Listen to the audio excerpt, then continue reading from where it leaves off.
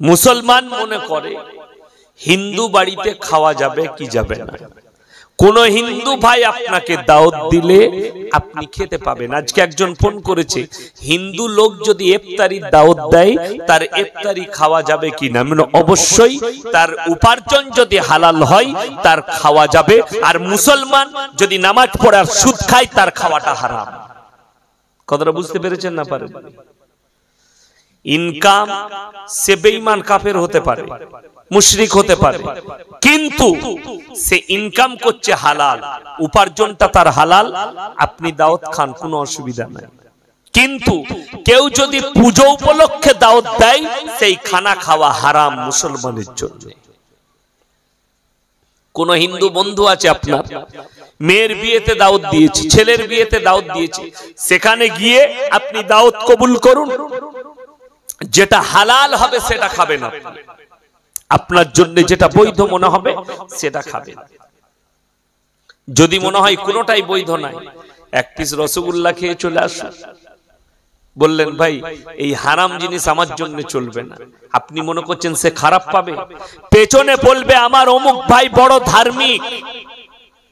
আর কোন মুসলমান যদি বলে আমার কোনো চিন্তা নাই ভাই, কাটা ফাটা সব চলে, পেছনে বলবে সালা হারামির বাচ্চা, ধর্ম মানে না। এটা লিখে নেন, সেই হিন্দু ভাই বলবে। আর আপনি ধার্মিক হন। আমি বর্ধমানে জানি সব থেকে বড় মিষ্টির দোকান রাধা বল্লভ মিষ্টান্ন ভান্ডার, পার্কাস রোডের বিগ বাজারের কোণেতে। ওখানে সীতাভোগ মিহিদানা মারাত্মক। ওই দোকানে আমি মিষ্টি নিই।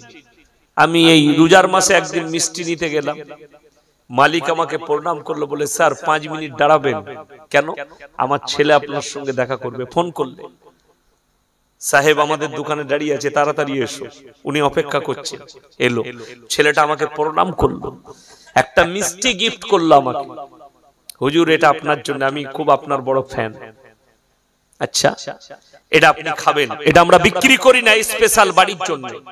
সত্যিকারী বাড়িতে গিয়ে খেয়ে দেখলাম মারাত্মক। কেন খাবো না? কেন? হালাল জিনিস দিয়েছে, আমাকে গিফট করেছে।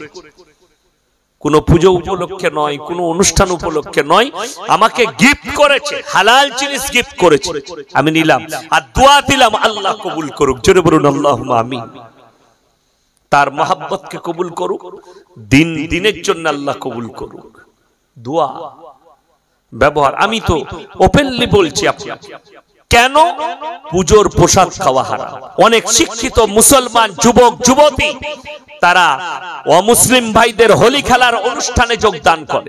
শিক্ষিতদের কথা বলছি, বর্তমান টাউনে হোলি খেলতে যায়, প্রান্তিকে বোলপুরে শান্তিনিকেতনে হোলি খেলতে যায়। কেন? বললে সম্প্রীতি বজায় রাখার জন্য। আল্লাহর কসম এটার নাম সম্প্রীতি নয়। আমার আল্লাহ এটা কখনো মেনে নিবে না। কেন? মুসলমানের জন্য কেন যোগদান হারাম? সেটাকে একটা পুজো কেন্দ্রিক বলে, আল্লাহ ছাড়া অপরের নামে উৎসর্গ বলে হারাম। আল্লাহ ছাড়া অন্য কেউ কি মাবুদ বলার কারণে হারাম। পুজোর প্রসাদ হারাম একটাই কারণ, পুজোর প্রসাদ হোক, কোন মাজারের সিন্নি হোক, কোন গাছতলার সিন্নি হোক, এই জন্য হারাম। কোরআনে আল্লাহ তার দলিল দিয়েছেন, ইন্নামা হাররামা আলাইকুমুল মাইতাতা ওয়াদ-দামা ওয়া লাহমাল খিনজির ওয়া মা উহিল্লা বিহি লিগাইরিল্লাহ। প্রবাহিত রক্ত, মরা জন্তুর মাংস, শুয়োরের মাংস এবং আল্লাহ ব্যতীত অপরের নামে উৎসর্গিত জিনিস তোমাদের জন্য হারাম করা হয়েছে। আল্লাহ কোরআনে আল্লাহ ছাড়া ঠাকুরের নামে, আল্লাহ ছাড়া বাবার নামে, আল্লাহ ছাড়া কবরের নামে, আল্লাহ ছাড়া পীরের নামে, তাই এই জিনিসগুলো হারাম করে দিয়েছেন। আমার আল্লাহ ছাড়া অপরের নামে উৎসর্গ করা যাবে না। আপনি একটা গরু আপনি নিয়ত করলেন, আমার ছেলের যদি চাকরি হয়ে যায় আমি আল্লাহর রাস্তায় একটা গরু কুরবানি করে মুসল্লি দিকে খাওয়াবো গ্রামের মানুষকে। আলহামদুলিল্লাহ, খুব ভালো নিয়ত, খুব ভালো নিয়ত করেছে। যদি বলেন আমার ছেলে ফার্স্ট হলে আমি অমুক বাবার নামে একটা মুরগি দেব, 1000 বার বিসমিল্লাহ পড়ে জবাই করলেও সেটা বৈধ হবে না, হারাম। 1000 বার এটা লিখে নিয়ে যান। ওই জন্য আমার ভাই শুনে আপনি হকে চলুন, আপনার পাশে অনেকজন দাঁড়াবে। হকের জিত আছে, না হকের জিত নাই। আমি এত ওপেনলি কথা বলি, তারপরে প্রত্যেকদিন 50 থেকে 100 জন হিন্দু ভাই আমাকে ফোন করে। কিসের জন্য জানি? একটা ছেলে, তো আমি নাম করব না জায়গায়, সে বললে হুজুর আমি 5 বছর জলসা শুনি, আপনার জলসা না শুনলে আমার ঘুম আসে না। এমন কি বললে, আমি ইসলামও কবুল করেছি, রমজান মাসে 30টা রোজা রেখেছে, 30টা তারাবি পড়েছে, জোরে বলুন সুবহানাল্লাহ। তাকে আমি তলোয়ার ঠাকাইনি, তাকে আমি দাবাও দিইনি, তাকে আমি চিনি না, অথচ সে ইসলাম কবুল করেছে। বলে হুজুর যাব আপনার মাদ্রাসায় দেখা করতে। আইসো, আলহামদুলিল্লাহ দেখা হবে। আপনি ব্যবহার দেখান, আখলাক দেখান। নবীজি সাল্লাল্লাহু আলাইহি সাল্লামে আখলাক আর চরিত্রের দ্বারা ইসলাম প্রচার হয়েছে। নবীজি তলোয়ারের দ্বারা ইসলাম প্রচার করেননি। নবীজি ব্যবহার আখলাকের দ্বারা ইসলাম প্রচার করেছে, হিংসা বিদ্বেষের দ্বারা করেননি। নবীজির বিরুদ্ধে যারা ষড়যন্ত্র করেছে, নবীজি সাল্লাল্লাহু আলাইহি সাল্লাম তাদের জন্য দোয়া করেছেন, জোরে বলুন সুবহানাল্লাহ। আমি কি দোয়া করি জানেন? আল্লাহ তুমি যোগী আদিত্যনাথকে ইসলাম দান করো, ইসলামের জন্য কবুল করো, আর যদি তকদিরে ইসলাম না লেখা থাকে নিস্তে নাবুদ করে দাও। মুসলমানকে বিশ্বাস রাখতে হবে, আল্লাহর কসম করে বলছি। এখানে যতগুলো মুসলমান ভাই বসেছেন, দিলের মধ্যে কথাটা গেঁথে নিয়ে যান। গোটা পৃথিবীর শক্তি যদি একদিকে দাঁড়িয়ে যায়, বেঈমান কাফেরের যতগুলো পরমাণু শক্তিধর দেশ আছে সবাই যদি একদিকে দাঁড়ায়, তারপরেও যদি চিন্তা ভাবনা করে কোরআনকে মিটাবো, আল্লাহর কসম কোরআনকে তো দূরের কথা, আমার আল্লাহ কোরআনে ওয়াদা করেছেন বালান তাজিদা লিসুন্নাতিল্লাহি তাবদীলা। আমার কোরআনের একটা জের জবরকে পরিবর্তন করার ক্ষমতা পৃথিবীর কোনো শক্তির নেই, জোরে বলুন সুবহানাল্লাহ। আমার ভাই, আপনাকে ইয়াকিন আর বিশ্বাস রাখতে হবে যে এরা শত চেষ্টা করুক, মসজিদ ভেঙে দেখ, মসজিদ গুড়িয়ে দেখ, মসজিদ মিটিয়ে দেখ, কিন্তু আল্লাহর কসম কখনো ইসলামকে মিটাতে পারবে না, কোরআনকে মিটাতে পারবে না। নমরুদ চেষ্টা করেছিল ইব্রাহিম নবীকে জ্বালাবার, আল্লাহর কসম রিওয়ায়েতে আছে শরীরের একটা পশম পর্যন্ত নমরুদের আগুন জ্বালাতে পারেনি। ফেরাউন মুসা নবীকে মিটাতে চেয়েছে, নিজে মিটে গেছে। আল্লাহর কসম করে বলছে পৃথিবীর আর কোন শক্তি আছে ইসলামকে মিটিয়ে দেবে কোরআনকে? যে হাবিব সাল্লাল্লাহু আলাইহি সাল্লাম আল্লাহ নবুয়ত দান করলেন আর একা মেহনত শুরু করলেন মক্কার মাটিতে। আজকে গোটা পৃথিবীর বুকে নবীজির শুধুমাত্র 23 বছরের মেহনতে আজকে 250 কোটি মুসলমান, জোরে একবার বলুন নারে তাকবীর। আমার ভাই, নবীজি সাল্লাল্লাহু আলাইহি সাল্লাম মেহনতটা কিসের দ্বারা করেছিলেন? আখলাক আর চরিত্রের দ্বারা করেছিলেন, ব্যবহারের দ্বারা করেছিলেন। তার একটা নমুনা আমি বলে দিই আপনাকে। আমার গ্রামে অনেকজন জানে, পুরসা বড় গ্রাম, 4500 থেকে 5000 বসতির গ্রাম, মাত্র 35 ঘর দাস আছে আর 10-12 ঘর বাকি আছে, বাকি আর নেই, সব মুসলিম। আমি আমার মাদ্রাসা থেকে যখন হেঁটে বাড়ি যাই, পাশেই দাসপাড়া কেলেনের বাঁধে, তো আমি প্রায় দেখতে পাই একটা ছেলে দাসদের মদ খেয়ে বিবিকে মারে, পাড়ার লোককে গালি দেয়, অত্যাচার করে, ঝামেলা করে, প্রচুর ঝঞ্ঝট করে। তাকে একদিন বাজারে পেলাম, আমি বললাম এই শোন এখানে। জি বলুন। আমি বললাম তুই জানিস মদ খাস, মাতলামি করিস, কত ক্ষতি, তোর অর্থের ক্ষতি, তোর শারীরিক ক্ষতি, তোর সামাজিক ক্ষতি, তোর পারিবারিক ক্ষতি। আমাকে কি উত্তর দিল জানেন? হুজুর আপনার অমুক মুসলমান ভাই আমার সঙ্গে বসে মদ খায়, আপনার অমুক মুসলমান ভাই গিলাসে মদ ঢেলে দেয়, আমার কাছে টাকা না থাকলে তারা টাকা দিয়ে মদ খাওয়ায়। আমার বুকটা ফেটে গেল। আপনি বলুন, সেই মুসলমানের দ্বারা এর শিক্ষা দরকার ছিল যে মদ পান করা হারাম, মুসলমানের জন্য মদ স্পর্শ করা হারাম। মুসলমান কি করে মদ পান করতে পারে? মুসলমান কি করে গাঁজা খেতে পারে? মুসলমান কি করে চুরি করতে পারে? মুসলমান কি করে মিথ্যা কথা বলতে পারে? মুসলমান বেঈমানিতে ভরে যাবে, বেঈমানি করবে, চুরি করবে, লোকের মেরে নিবে, ধান্দা করে খাবে, সুদ খাবে, গাঁজা খাবে, জুয়া খেলবে। আর বাড়িতে যখন বরকত থাকবে না তখন মৌলবি খুঁজে বেড়াবে কোন হুজুর ভালো তাবিজ দিতে পারে। ঠিক কিনা কথা বলে? অনেক মেয়েরা আসে আমাদের কাছে, হুজুরদের কাছে যায় আর বলে, হুজুর আমার বাড়িতে বরকত নাই, তাবিজ দেন, বরকত কি করে আসবে? হাওড়া ডিস্ট্রিক্টের একটা ছেলে আমাকে 2 মাস আগে ফোন করেছে, হুজুর দাওয়াত দিবেন। আবে আমার গাড়ি একটাও ডেট নাই। কথাটা বুঝতে পেরেছেন না পারেন? আমার 24 সালে ডেট খালি নেই। আমাকে এখনই চকাম থেকে বললে, আমার রোজার মাসে জলসা করো, রোজার দিন পয়লা রমজান পর্যন্ত খালি নেই। তুমি ভেবে দেখো, তাহলে লোক হক শুননে वालाও আছে, হক মাননে वालाও আছে। এটা মাথায় রাখবে। রমজানুল মুবারকের মাসে কোন হিসাবে খানা করো? আমি আমার এলাকার কথা বলছি, গলসি থানায় ইমাম সাহেব খালি বলেছে রমজান মাসে খানা খাওয়ালে হারাম খাওয়ানো হবে, তার চাকরি চলে গেছে, তাকে মসজিদ থেকে বার করে দিয়েছে। কি করে আসপর্দা হলো? রমজান মাসে খানা করবেন? কোনো প্রয়োজন নাই রমজান মাসে খানা করা। কেন করবেন রমজান মাসে খানা? তুমি মুসলমান, তোমার হুঁশ জ্ঞান নেই যে রমজান মাসে রোজা রাখতে হবে? হ্যাঁ, 100 জনায় একজন অসুস্থ ব্যক্তি হতে পারে, পারে না? পারে না। তার জন্য তো 2 কেজি চাল রান্না হয়ে যাবে। রমজান মাসে লোক মরে গেছে, কত কুটুম হবে গো? বলে 200 রান্না করো, 200 লোক নেমো খারাম আহিবে।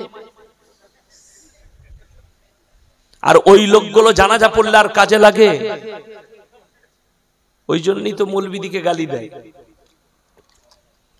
আলহামদুলিল্লাহ। আমার ভাই একটা কথা ভালো করে বুঝবেন, আমাদের দেশে জানাজার নামাজ হয়, রাগ করবেন না। 100টা লোক জানাজা পড়লে 80 জন দোয়া জানেন না। ঠিক বলছি না ভুল বলছি? 80 জন ওই কোন রকম নিয়ত বেঁধে, কি বলে, সবারই যখন কিচ্ছু পড়ে নাই মাল, খালি জানে না তা পড়বে কি? কি বুঝলেন? জানাজার নামাজে ইমামকে বলে নিয়ত বলে। এই ঈদগায় ঈদের দিনে অনেক জায়গায় ইমাম দিকে বলে না, হুজুর একবার নিয়তটা বলে দেন, এতদিন কি করছিলি বে? ইমামকে নিয়ত বলতে হবে। নিয়ত বলাটাই পাপ। কেন? 100 বার যদি ঈদগায় ইমাম নিয়ত বলে, তারপরেও যারা জানে না তারা মুখস্থ করতে পারবে না। অর্থাৎ তুমি কি করবে? ইমাম যাহা করিল আমিও তাহা করিলাম, আগামী কাল থেকে আমি আর নাহি রহিলাম, বাস হয়ে গেল নামাজ। এই আমি যেখানে ঈদের নামাজ পড়াই, আমাকে একজন বললে, হুজুর আপনার পেছনে একজন ছিল পেছনের কাতারে, মানে সে জীবনে নামাজ পড়ে না, খালি ঈদ বকরা ঈদ পড়ে। আমি তাকবীর মারছি, সে 3 বারে তাকবীরিতে একদম সিজদা। সে তো জানেই না তাকবীর কি। কষ্টের বিষয় এগুলো। মুসলমান কেন মার খাচ্ছে, এই অনুশোচনা আপনাকে করতে হবে, ভাবনা আপনাকে নিতে হবে। আল্লাহর কসম আপনি মার খাবেন না। আমি মনে মনে ভাবলাম স্টেজ করা আছে, আলহামদুলিল্লাহ জলসা হবে। এই স্টেজটা 2 দিন আগে রেডি হয়েছে না হয়নি? কথা বলেন। রেডি হয়েছে কেন? জলসা হবে, গ্রামের লোক সব জানে। তো আমি তাদের ইমামটা আমার ছাত্র, আমি ফোন করলাম, এই তোর গ্রামে জলসা আছে, আমাকে দাওয়াত দিই না? বলে হুজুর জলসা লয়, ঈদ উপলক্ষে বুগি বুগি ড্যান্স হবে। আপনারা হাসছেন, এটা কষ্টের বিষয়। ওই জন্য আমি একটা জলসাই বলেছি, মোদিজিকে মুসলমানের জন্য আল্লাহর রহমত হিসাবে পাঠিয়েছি। উত্তর প্রদেশে যে অত্যাচার হচ্ছে, এটা আল্লাহর মার, যোগীর মার লয়, মোদিজির মার লয়। তোমাদের উপরে আল্লাহর মার। যখন দিন থেকে মুসলমান সরে যাবে, আমি তাদের কাছে জালিম বাদশা, অত্যাচারী বাদশা পাঠিয়ে বদলাবো। এটা কোরআনের কথা। ঈদ উপলক্ষে মুসলমান গান বাজনা করা হারাম। গোটা ভারতবর্ষে রামনবমী নিয়ে মুসলমানরা অভিযোগ করেছে, মসজিদের সামনে ডিজে বাজিয়েছে, মসজিদের সামনে জয় শ্রীরাম দিয়েছে। সেই গরু গাধা মৌলবীগুলোকে, ইমামগুলোকে দেখতে চায়, যারা সেই মসজিদের ইমাম।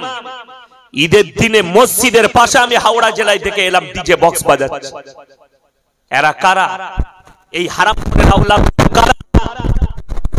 এদের বিরুদ্ধে আন্দোলন করলে না থানায় কেস করবে। এক ধর্মী একটা হিন্দু ভাই জানি না আল্লাহ রসুল সম্পর্কে জ্ঞান, আল্লাহর ঘর সম্পর্কে জ্ঞান নেই, কথা বলেছে তাই মসজিদের সামনে ডিজে বাজিয়েছে। আর তোমার আমার ঘরের ছেলে, আমি বলে যাচ্ছি আপনাকে চ্যালেঞ্জ দিয়ে বললাম, বর্ধমান টাউনে যতগুলো মসজিদ আছে আলহামদুলিল্লাহ কম বেশি সব মসজিদই দাওয়াতের কাজ হয়, ঠিক কিনা কথা বলেন? যারা জানে সবাই জানে। বর্তমানে যদি 20টা মুসলিম পাড়া থাকে, 19টা মুসলিম পাড়ায় ডিজে বক্স বাজে ঈদের দিনে। ওই হারামের আওলাদ গুলো কাদের ঘরে? তাদের বিরুদ্ধে যে হারাম করে আওলাদ আজকে মসজিদের সামনে তো গ্রামে পাড়ায় ডিজে বাজায়, মসজিদ আছে, তুমি হিন্দুর বিরুদ্ধে আন্দোলন করবে। তারা তোমার থেকে ভালো যারা জয় শ্রীরাম বলেছে তোমার মসজিদের সামনে, তারা তো জানে না আল্লাহ সম্পর্কে, তারা তো জানে না দ্বীন সম্পর্কে, তারা তো জানে না আমার মসজিদ সম্পর্কে। তারা অজ্ঞাত অবস্থায় হিংসার বশতে করেছে, আর তুমি জেনে শুনে করছো মসজিদের সামনে গান বাজে। তো তোমার থেকে বড় হারামের আওলাদ কে আছে? গায়ে লাগবে কথাটা। অনেকজন বলবে মুখের ভাষা খারাপ, এ হারাম খোর। আমার মুখের ভাষা খারাপ আর তোর বেটা যেটা করছে ওটা ভালো? কেমন বেটা পয়দা করেছো? যাকে মানুষ করতে পারোনি তারা দুর্ভাগ্যবান, যারা সুশিক্ষা দিতে পারলো না। মৌলবীকে গালি দাও, অপরকে গালি দাও, কথাটা বুঝতে পারেননি? ওই যে হোটেলওয়ালা রমজান মাসে মুসলমানকে খাওয়ায় তার ইনকামটা হারাম। সমস্ত গ্রামে মাইয়াত হয় রমজান মাসে, এলান করা হয় যারা মেহমান এসেছেন খানা খেয়ে যাবেন, তার থেকে বড় হারাম কাজ আর পৃথিবীতে কিছু নেই। এই কথাটা আমি বলছি, আমার ঠিক কিনা কথা বলে? এখানে ইমাম তারা মাল কত আছে বসে, কিন্তু ইয়াসিনকে তাড়াতে পারবে না, শুনতে যার যেখানে বসে মধ্যখানে ডিস্টার্ব করবেন না, যার যেখানে জায়গা খুঁজে বসে পড়বে, গাদা জায়গা আছে। অত ডাকতে পারবো না, শেষকালে আমাকে পেছন দিকে যেতে হবে। যার ইচ্ছা যাবে সে এসে বসবে, জায়গা খুঁজে বসেলে। এই রমজানুল মুবারকের মাস, ইয়াসিন কেন হক কথা বলতে পারছে? আমার চাকরি যাবার ভয় নেই। যদি কারো মনে হয় সালা তোকে